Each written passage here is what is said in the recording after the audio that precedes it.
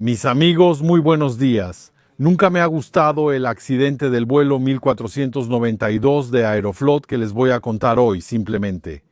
Es un accidente que pone en duda incluso la fe más inquebrantable en la seguridad aérea, me parece. 5 de mayo de 2019. Alrededor de Moscú hay cierto clima, lluvias, tormentas, células de nubes de desarrollo vertical que nos dan turbulencia que se presenta por todos lados, en todos los sectores. Viento, incluso cizalladura de viento. En algunos momentos hubo un SIGMET que se emitió esa tarde, eran las 18:30. Tenemos un avión tipo Superjet. Superjet es como un pequeño Airbus A319 en la forma, claro, por fuera, ¿no es así? Al 318. Era un aparato construido por un consorcio de fabricantes rusos.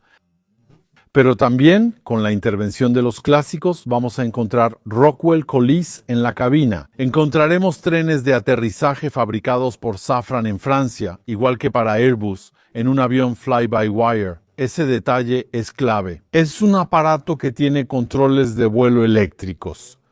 Eso significa que hay un joystick en cada lado de la cabina que envía señales a las computadoras donde se generan las órdenes. Eso es normalmente. Este aparato debe ir hacia Murmansk, que está al norte. Tiene 2 horas de vuelo y a bordo, en clase económica, lleva a 78 personas. Ese día hay un pequeño problema causado por el clima, un pequeño problema operativo. Eso significa que normalmente cuando los aviones despegaban ese día buscaban ir al norte. Había una ruta de salida, lo que llamamos una SID, que es una ruta estándar de salida, y de hecho esa ruta exigía que subieran en el eje de la pista durante muchos kilómetros antes de poder girar a la derecha e ir hacia el norte. El problema fue que se formaron células de tormenta justo en la prolongación de la pista. ¿Qué hacían los aviones ese día para seguir esa ruta? Entonces, lo que hacían era pedir al controlador aéreo autorización para girar a la derecha poco después del despegue. El controlador, sabiendo que, por supuesto, hay tormentas, sistemáticamente les autorizaba a girar a la derecha mucho antes de llegar al punto de viraje publicado, lo que les permitía evitarlo. Esa era la mayor parte de las tormentas. Nuestros pilotos en su Superjet no van a hacer esto, van a programar la SAIDI y luego despegar y seguir todo derecho. Entonces, tenían radares meteorológicos, pero los habían configurado incorrectamente. Eso significa que los habían ajustado. El radio de barrido del radar era muy corto. Al ser tan corto, no podían ver las células hasta que ya estaban dentro. Entonces despegan, empiezan a ascender, siguen derecho, después de un rato las turbulencias aumentan, deciden girar, pero ya es demasiado tarde. Están dentro de una zona que, si el radar estuviera configurado correctamente, aparecería en rojo. Entran y reciben una fuerte sacudida. Hay descargas eléctricas, hay relámpagos, hay todo eso, y luego salen del otro lado, están vivos, pero el avión resultó muy dañado. ¿Qué significa?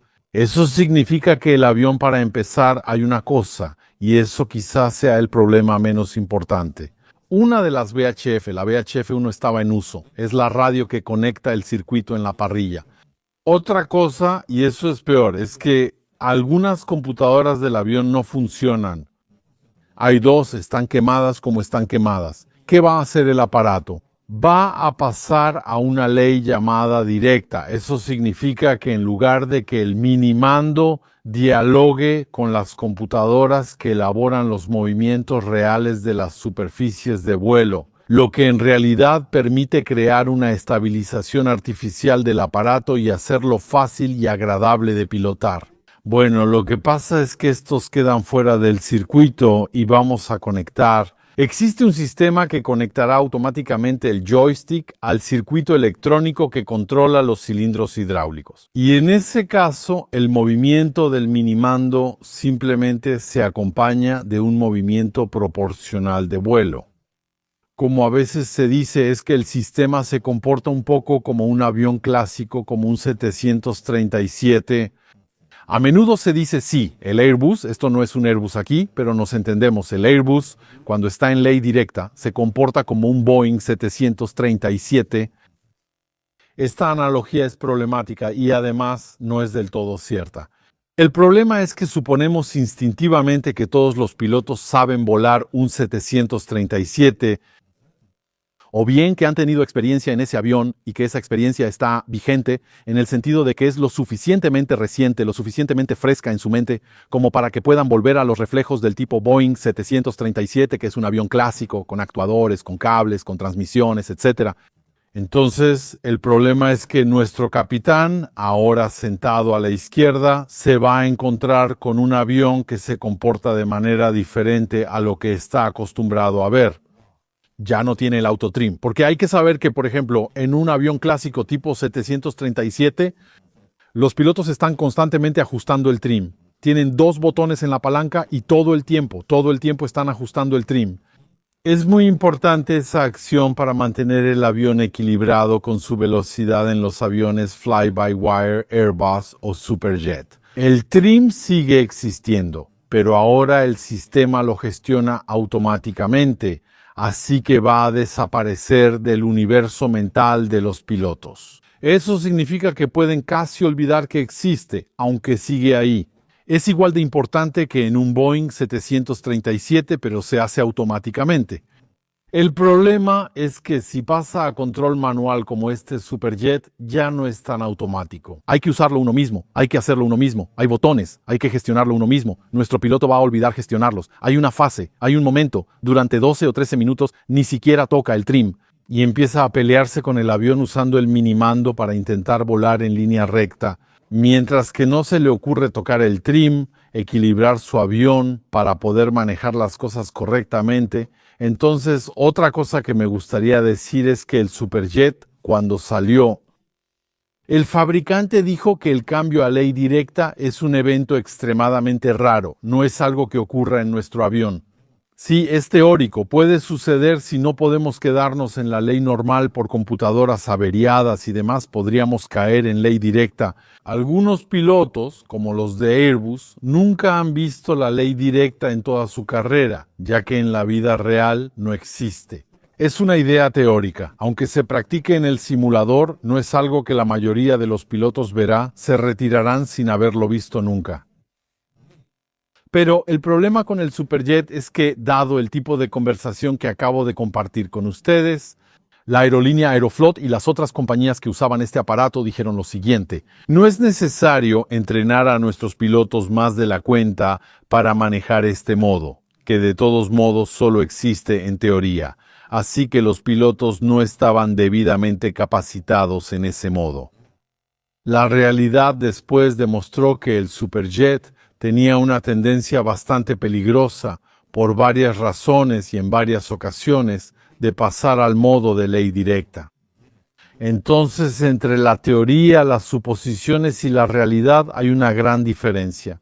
Era común, es un avión que no tuvo mucho éxito en la exportación, porque muy simplemente las compañías que lo compraban bastante rápido cancelaban el resto de sus pedidos, porque simplemente se descomponía todo el tiempo, errores todo el tiempo. Había que esperar mucho para diagnosticar, reparar y conseguir piezas, así que es un avión, se podría decir, digamos amablemente, que le faltaba madurez en ese entonces, así que nuestro piloto que también le faltaba madurez. En este aparato empieza a hacer cualquier cosa, así que el avión se sacude por todos lados y él está luchando con él para pilotarlo. Poco a poco desarrollará un pánico que afecta a los pilotos y una pérdida de confianza. Es incluso probable que nunca identificaron lo que pasó y que no entendieron que estaban en modo directo. Si lo hubieran entendido o considerado, ¿cuáles serían las implicaciones? Casi no habrían llegado a su destino con eso. No es el fin del mundo. En realidad, solo hay que practicarlo en el simulador de Airbus. Cuando el avión pasa a ley directa, lo único que hace es un poco sorprendente, el avión se vuelve un poco más agresivo, se siente que los mismos movimientos ahora son un poco más bruscos. Solo hay que ir despacio. Toma un minuto acostumbrarse y luego solo cambiamos la forma de trabajar con eso, nada más.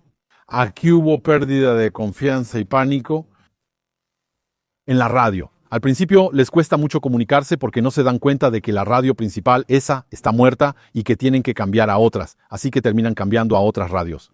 Logran dialogar con el controlador aéreo y ahí declaran lo que se llama una situación de pánico, PAN. Eso significa que hay una situación urgente que requiere que regresemos y todo eso, pero no es una situación de emergencia como lo sería un Mayday, como cuando se activa una situación de Mayday, que significa que la situación es mucho más grave.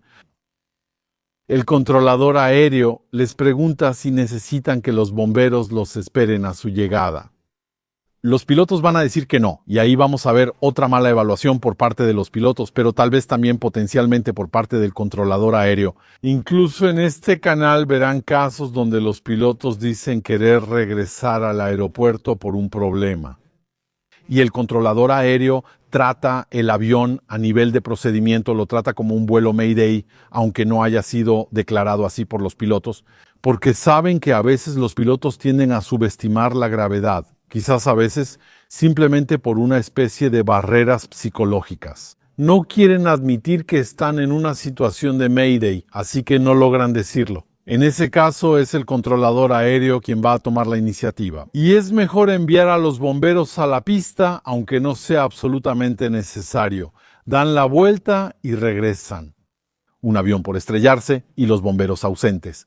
Entonces nuestros pilotos logran, como pueden, alinear el avión con la pista y luego quieren aterrizar a toda costa. El problema es que durante la fase de aterrizaje, el sistema les indica un wind shear, lo que significa que les avisa de un cizallamiento de viento que se aproxima. El comandante sigue adelante, aún así simplemente porque tenía muchas ganas de aterrizar y no quería volver a dar potencia.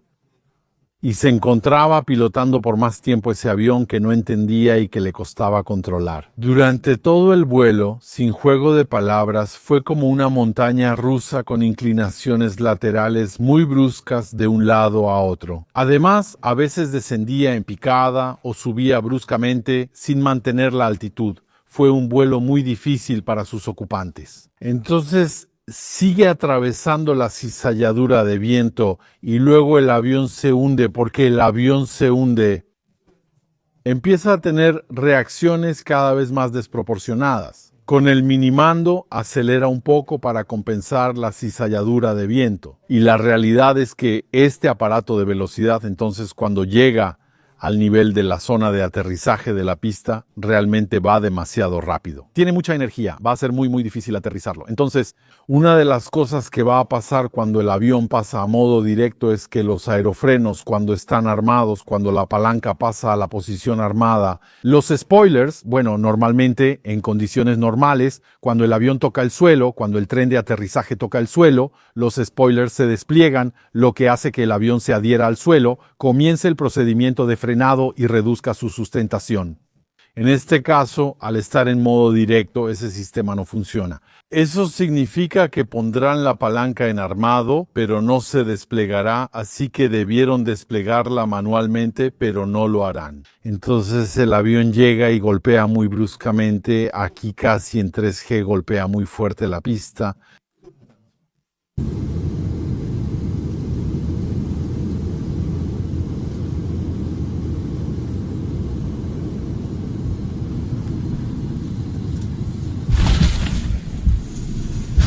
¿Qué pasa si golpea fuerte? Rebota. Un avión aterriza rápido y golpea la pista. Los spoilers no se despliegan. Lógicamente tienes un rebote.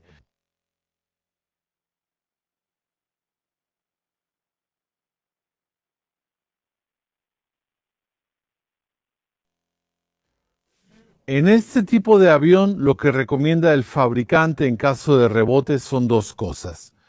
Primero, en los aeroclubes, todos saben que en caso de un buen rebote, hay que aplicar potencia. Realmente hay que aplicar potencia, porque es mucho más fácil dar otra vuelta que intentar salvar un aterrizaje que ya está saliendo mal.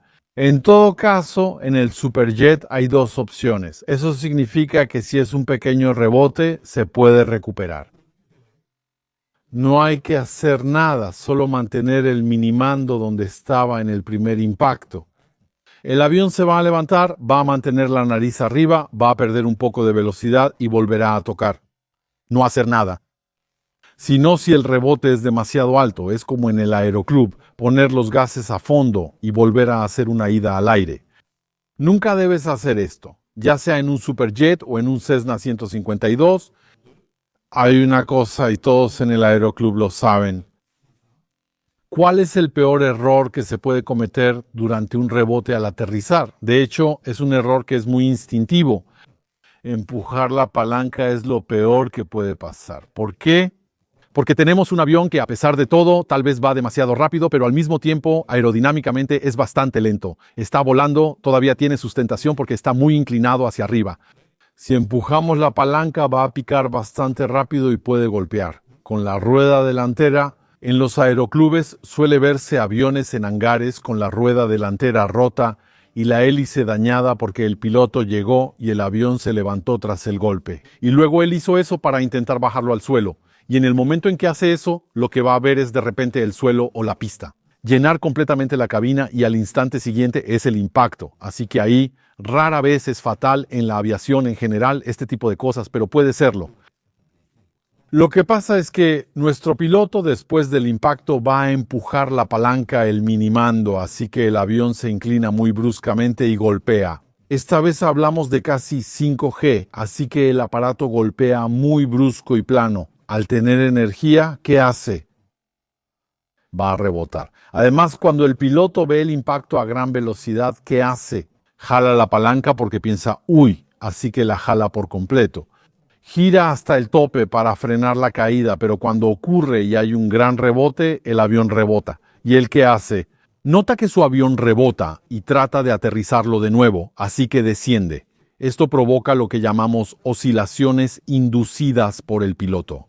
Eso significa que está actuando a 180 grados de lo que debería hacer, está haciendo lo contrario de lo que debería hacer. Y de hecho, a la larga, la situación empeora cada vez más. Entonces, en el momento en que el avión toca y está a punto de rebotar, él jala completamente la palanca, así que va a ayudar a que rebote aún más alto. Cuando llega arriba, cae de nuevo, empuja el minimando y la caída acelera más. Hay videos de cámaras de vigilancia que muestran esta sucesión, que es digno de un avión de aeroclub y de un piloto soltado solo demasiado pronto. Y de hecho, después de 3 golpes, el avión termina por romperse. Eso significa que en el último golpe estamos por encima de 5G de impacto. El piloto desciende y el avión cae, rompiendo los trenes de aterrizaje y los tanques de combustible. Ha sido una larga historia. Seguiré escribiendo, ya que en certificación eso no debería ocurrir. Pero bueno, una vez que un avión se rompe, es extremadamente difícil prever qué se va a romper primero. Aunque hay diseños que están hechos para que normalmente el tren de aterrizaje se rompa sin reventar los tanques de combustible. En la vida real eso puede pasar, es lo que pasó entonces. El aparato va a golpear brutalmente una última vez. El tren de aterrizaje perforará los tanques de combustible que empezarán a gotear. Y luego se declara un incendio. El aparato todavía está deslizándose por el suelo, mientras el combustible está ardiendo detrás.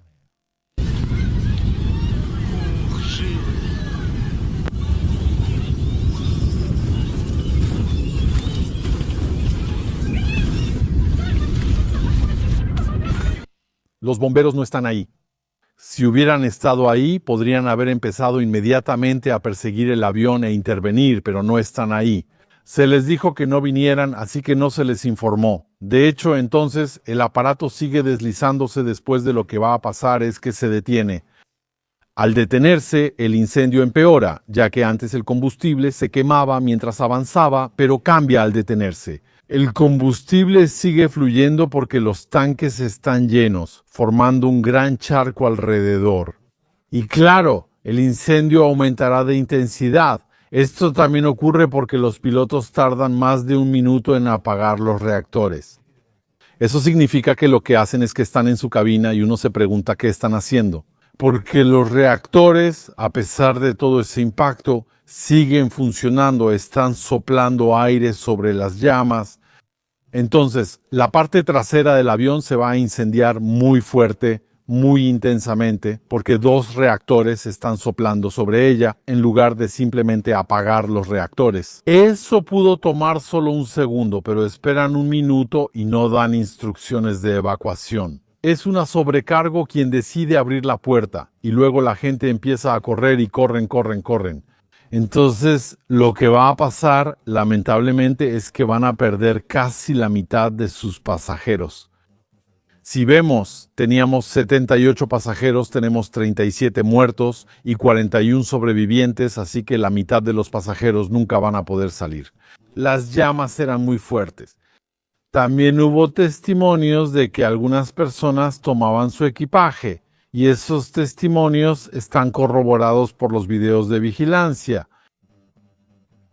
Por las imágenes donde se ve que los pasajeros salen con sus maletas, esas maletas estaban la mayoría de las veces en los compartimientos, en esos lugares.